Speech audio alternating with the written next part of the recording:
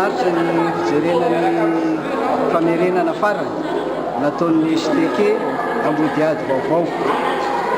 Tsapa tokoa teo anatrehan'izany fa ankizy nomen'Andriamanitra fanomezam-pahasoavana ireo ankizy ireo, na ny amin'ny feo, na ny amin'ny fitenena zava-maneno, na ny amin'ny fahaizana mihira. Ary izany fanomezam-pahasoavana nomen'Andriamanitra zany dia nentiny ihany koa hanomezana voninahitra an'Andriamanitra amin'ny fitoriana ny filazantsara ho an'ny olona rehetra.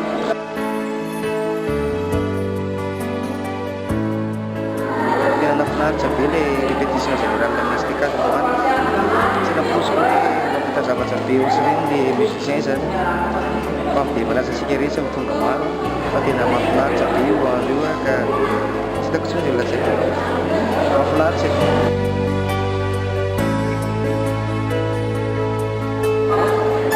Mampite saotra an'Andriamanitra ary feno fifaliana satria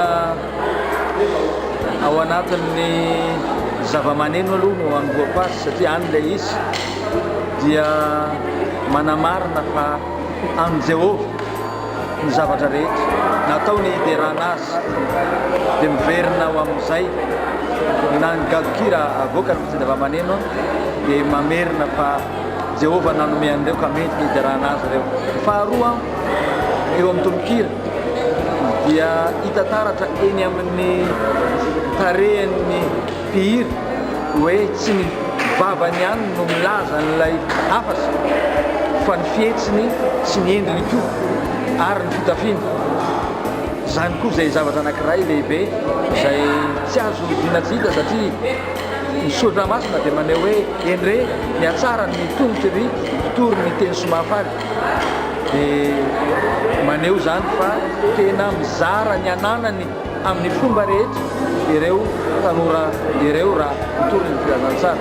Misy fanamariana natao ihany teo ny amin'ny firindrany fihetsika mba ho tena kanto dia noraisiny amin'ny mpiavany zany ary inona fa anampy azy be dia be amin'izay ahafahany mampita ilay filazantsara amin'ny fotoana io.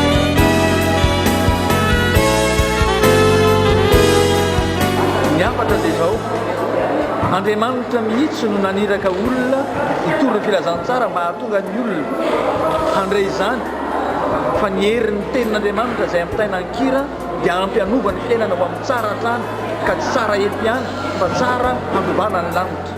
Dia manasa anao ny tompo fa tsy izy ireo akory mba hianoka an'izany fa manana izay efa vonona omenanao Andriamanitra ilay tsara ary tsara lavitra mihoatra noho izay heverina ho tsara nefa ho manana Andriamanitra ho anao satria malala eo imasony ianao.